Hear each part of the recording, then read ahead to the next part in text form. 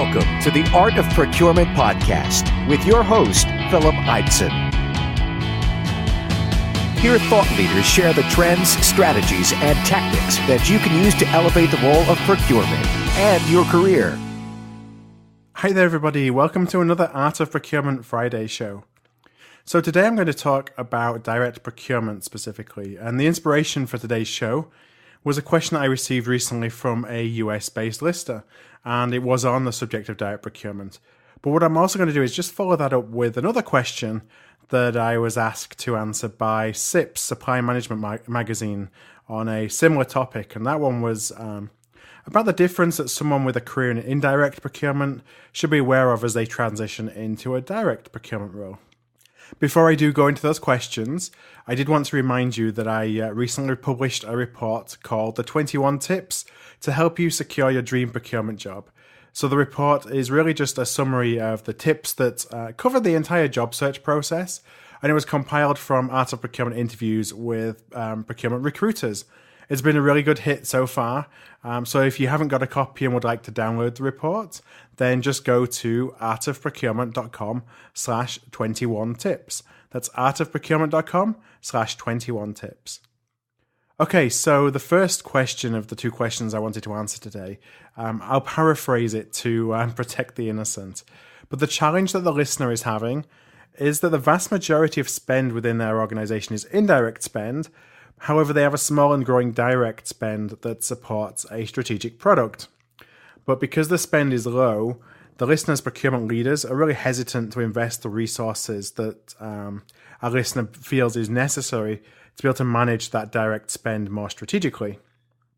The question basically is, how can our listener convince his leadership to invest more time and resources in the management of direct spend at his company?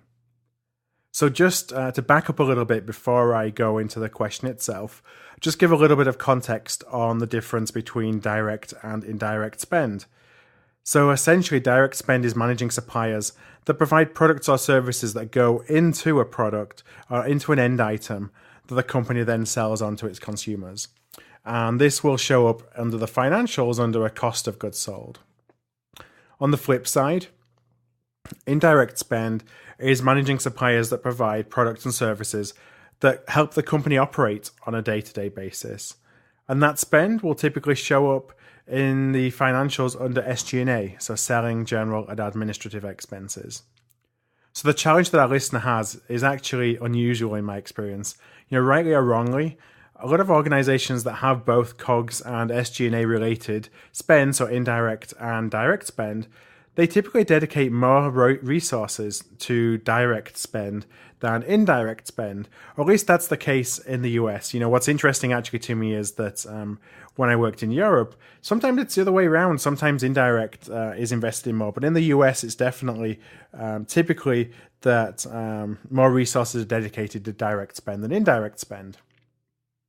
In this case, though, the company's not really historically spent much on direct spend, and so their purchasing leadership sound to be looking at the spend like, on a dollar value rather than a strategic importance. So looking to say, well, it's not much spend.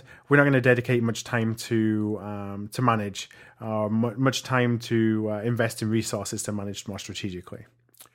So when challenged with this problem, I like to focus the conversation first and foremost on risk and risk mitigation, and secondly, on access to supply-based innovation, if that's appropriate. However, I would also caution is that, maybe this spend is non-strategic.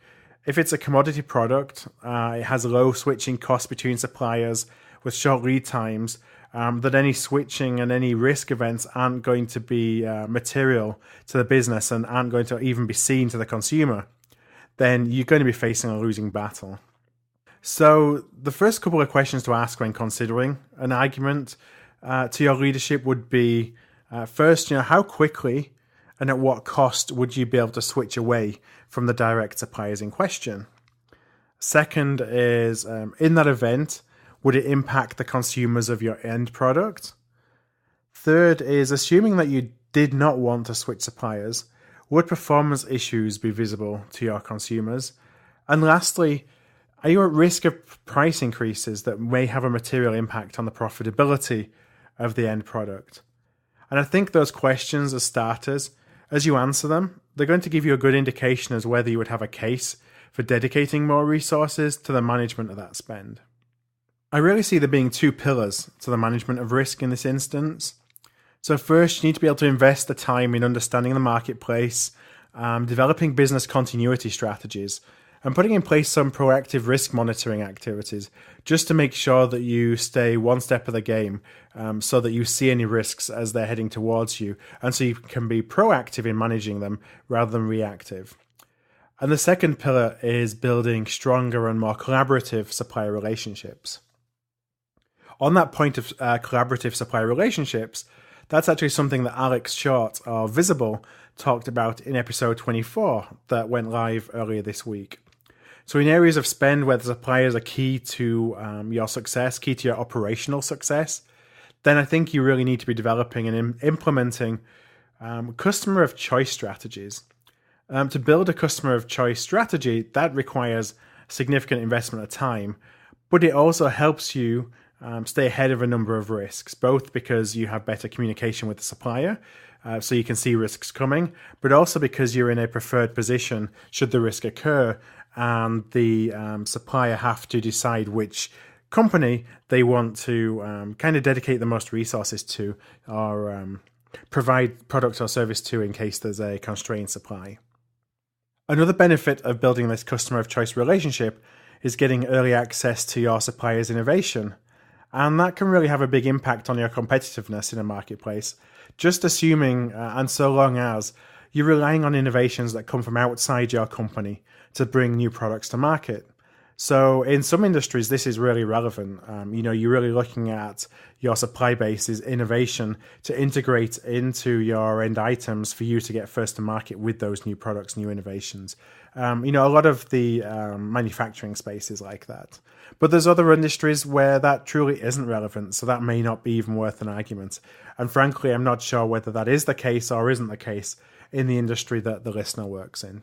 But I think armed with those questions, take a step back, think about how important and how strategic your spend really is. If there is a strong case for needing to be ahead of the game in terms of risk management and an opportunity to take advantage of supply-based innovations through being a customer of choice, then I would really encourage you that those are probably the ways to attack the conversation to try and get more resources dedicated to the management of those suppliers or those categories. So the second question today is also on the topic of direct procurement. And as I mentioned before, I was asked to provide guidance by CIPS Supply Management magazine to a question along with two other procurement leaders. And the question that I was asked to answer was, I currently work in indirect procurement and am about to make the switch to working with direct spend categories. What are the differences I need to be aware of? So in my opinion, the experiences of the questioner in indirect procurement really position them quite well as they make the move over to managing direct procurement, direct categories of spend. In direct procurement, you're really on the front line and your actions have a measurable impact on both product profitability and quality. In addition, I think a key aspect of the role in direct procurement is in managing risk, such as ensuring continuity of supply, and that's something that I just mentioned in the answer to the last question as well. But the good thing in direct procurement is that you're typically supported by a mandate. Procurement has a mandate. And the items that you're sourcing, usually less nuanced, they're typically better defined. You more than likely will have a specification. On the flip side, the challenges are that direct materials are sourced infrequently and switching costs are high once they've been built into your end item. So you really only have one chance to get it right. So when you're looking at managing direct spend, it's truly important to develop a marketplace that really helps you maximize the ROI of your supplier relationships. And in my opinion, that's how you'll spend most of your time. Your success is going to be defined, I think, by your ability to build those relationships, both internally and with external players within the ecosystem of the category that you're supporting. And then the information that you gain from those relationships, those enable you to deliver much higher quality and value for money materials with a supply base that brings innovations if those are appropriate to you and not to your competitors. So it's certainly a lot more than, in some cases, folks who haven't worked in direct procurement look at it as buying widgets or, more of a tactical buy. And that's actually what one of the other answers to the question said, the people who answered this question. I think it's far more strategic than that. A measure of success is that you're preparing the marketplace so that the marketplace, you're in a position to be able to go and get the best quality components from the best suppliers at the time when you're ready to make a purchase. Okay, well, that wraps up this episode of Art of Procurement with a couple of listener questions. If you have any additional advice for the listeners in question, then I would really love to hear about it. You can just leave a comment and I will be sure to pass these on. Of course, I'd love to hear more questions. So in the Friday show, this is a great forum for you to ask questions, and either I can answer them based on some of my experiences, or if it's questions that I can't answer directly, I'm more than happy to go out to thought leaders who can really be better positioned, better placed to answer the question than I can, and then relay those answers back to you and back to the rest of the listeners of the Art of Procurement. So if you would like to view the transcript of the show and a summary just at our show notes, that's at artofprocurement.com/25. That's 25. And just as a final reminder, to download that report on the tips to secure your dream procurement job that I mentioned at the top of the show, you can just go to artofprocurement.com/21tips.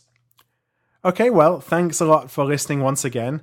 And I can't wait to talk to you again on Tuesday. I have a fantastic guest lined up, so hopefully I will talk to you again soon. Thanks, and have a great weekend.